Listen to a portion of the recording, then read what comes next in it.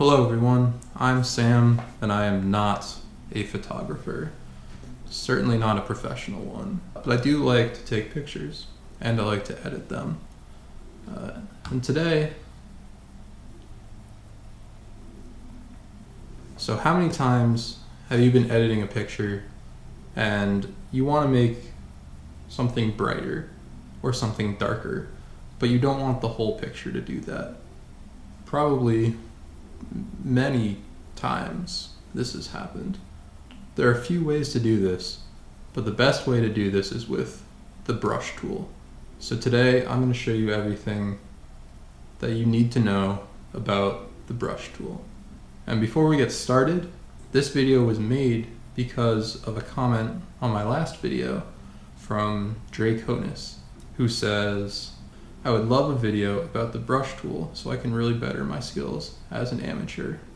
Well, you want to be less professional, more amateur? Listen to me. So we're going to go over the basics of the brush tool. And really all you need are the basics. So let's open up Photoshop. And here are the three main principles you want to follow when using the brush tool. 1, hardness. 2, flow, and 3, size. Maybe you don't know what any of this means. Hopefully you know what size means, but I'll go over this very quickly. So as you can see on the side, we have all of these tools, and honestly, they're not all super useful. I can't tell you when I've ever used the cursor tool, but here's one I always use, and that's the brush tool right here. Click on it, or as you see, you can just hit B. B for brush. That's the letter that brush starts with. And then you have this little circle, and anything you paint will show up. You can always hit Control-Z, undo to get rid of it. The brush will color in whatever color is selected here. Now you see there are 2 squares. Whichever square is in front is going to be the color that the brush will paint with. If I want to switch them, I hit this little thing up here. Now I could paint with white. And I'm not limited to just black and white. If I double click on the square, I can choose any color. I could choose this weird green thing and paint with that. And if I don't want that, I can go back to my black. If you're choosing black or white, go into the corners. Either of these corners for black is fine. Top left corner for white every time. I like to have black and white as my 2 colors. There are lots of ways you can customize the brush, but the only ones you want to worry about are hardness, flow, and size, in that order too. Now hardness, you can kind of see in the way I've written. On the left is the most hard brush, on the right is the least hard brush, but maybe that's hard to see. So let's open a new document and I can really show you what to do here. And we'll make it nice and big. This is a brush where the hardness is not all the way up. If you look, you can see that the edges are fuzzy. It's not as hard as it could be. If I want to make it hard, I can go into here. Nope. If I want to make it hard, I can go into here, raise the hardness all the way up to 100%, and paint. Now if we look, the edges are very hard, very defined edges. Here's the thing though, most of the time we don't want that. My suggestion, here's another amateur tip. Just bring the hardness down to 0 and keep it there for almost all the time. So you can see this is a very fuzzy. Doesn't look good. You're trying to draw a picture, you're not going to want to do that, right? If I'm trying to draw a house, and I draw it like this, that just looks bad. That looks horrible. You know, like a 3rd grader could do better than that. But here's the thing, that's not what we normally use the brush for. but we'll get into that. Second, once we've gotten our hardness down to 0, we want to focus on flow. And that's going to be up here. There's flow and there's opacity. Now let's go back to our blank thing. Well, here's flow at 100, right? It's just a solid black line. Nothing happens. It's normal. If you put the flow down, let's put it down maybe to 34%, and you paint, you can see it's much more see-through than when our flow is at 100%.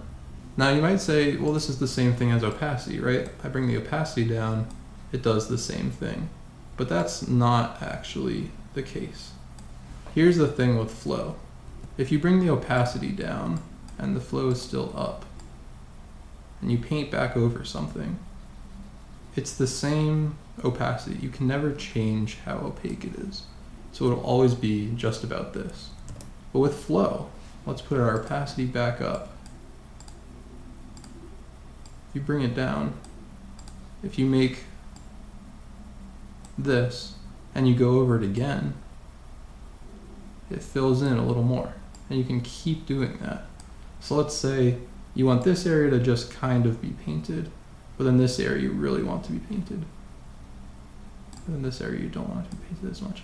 That's what flow can do. You have so much control over what you paint and what you do.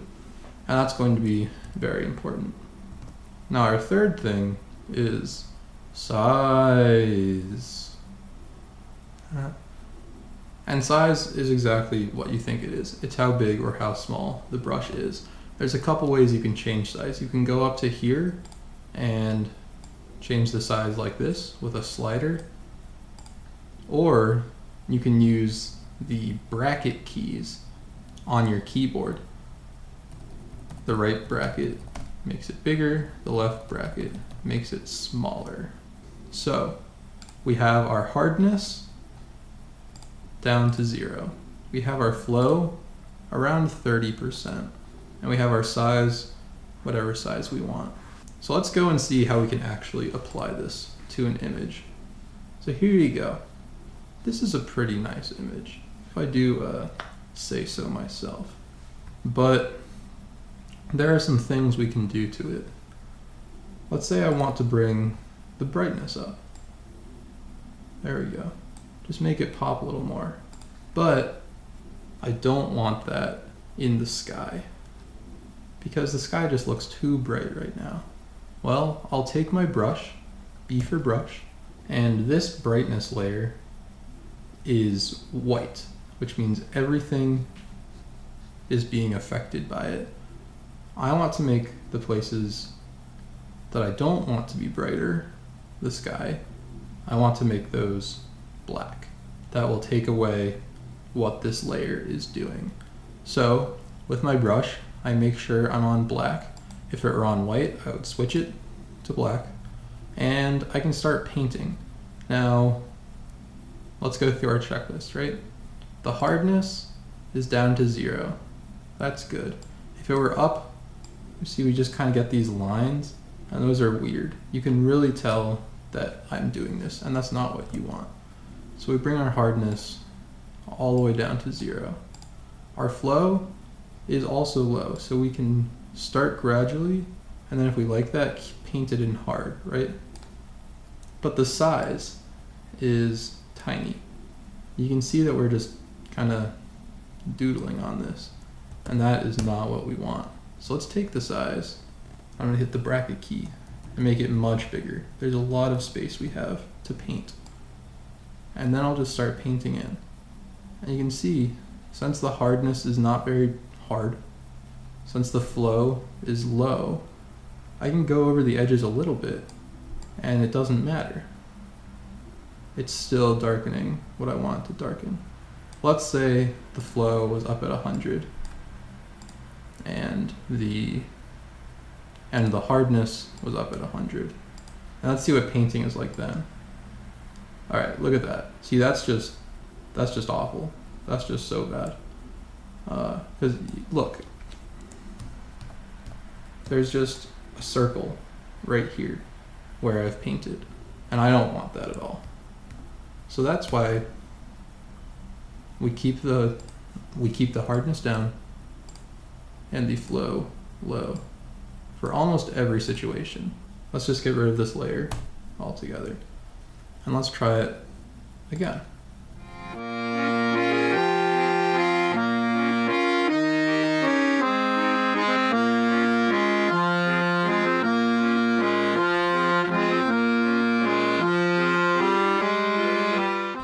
Okay, so we've done that, and I've gone ahead and added in a couple of extra layers just to make our picture a little prettier. Now here's something else you can do with the brush. What I want to do is change the hue and saturation, not of everything, but only of a few specific rocks, just to make it a little more interesting. So I'm going to bring up the saturation a bit. I'm going to take this hue slider and just kind of make it a little more red. Yeah, that's nice. Now if you look at the image, this looks kind of dumb. Like it's not good all over. I only want it in specific places. So instead of taking our brush and painting everything we don't want with black, I'm gonna delete that. I'm gonna change this all from white to black using Control-I. That just inverts the layer. So now it's all black, meaning nothing is affected. So now we want to take our brush again, but we can't paint with black. We want to paint with white. So click this here, and now we paint with white. I'm going to zoom in. What I want to do is take this stack of rocks. I'll make these middle two rocks our new hue. So if I just paint like this, the brush, well, it's a little too big, and it's not very perceptible since we have our brush set up well, but this color is kind of bleeding around to the edges of that rock. So I'm going to go ahead and delete that, and I'm going to make the brush smaller. Since everything else is set up right, we can affect the size. And I'm going to paint in. Now you may notice it's hard to see exactly what is being affected. In this case, what you want to do is go into the properties of your thing, and I say just hike the saturation way up. It's going to look bad, but we can change it afterward. This way you can just see what it is you're painting on and what it is you're not painting on.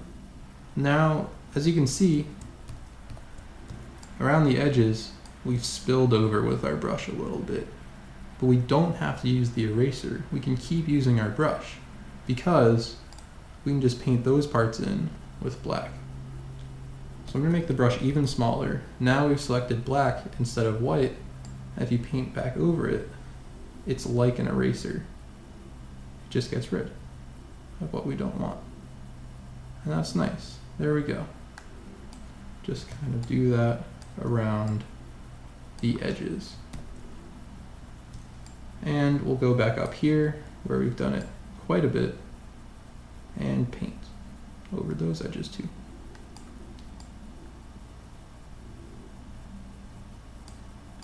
And it's easy with rocks because they have these nice defined edges and you can see where it is. Oftentimes you'll have to go back and forth using white and black until you get it just right. So here we go. We've painted our two rocks the colors we want them to be, but it looks horrible, right? Let's go back into the properties and bring the saturation way down and just mess with this until it looks like something that you kind of like. And so here we go. Here's the before and there's the after. And all of this was done with the paintbrush. You can see using the brush is a very useful thing. You can use all of the great adjustments Photoshop has at its disposal, but only use them in specific areas. So just remember when using the brush tool, hardness, flow, size. Try out Photoshop. It's a lot of fun. And use the brush tool. It's the only tool you'll ever need. If you have an idea for a video that you'd like me to do in the future, please subscribe, like my videos, and leave comments because I read every single one. And I really do. And I'm telling you, sometimes I have as many as 5 comments to read. So I really put in my work. But leave a comment, tell me what you'd like me to do next.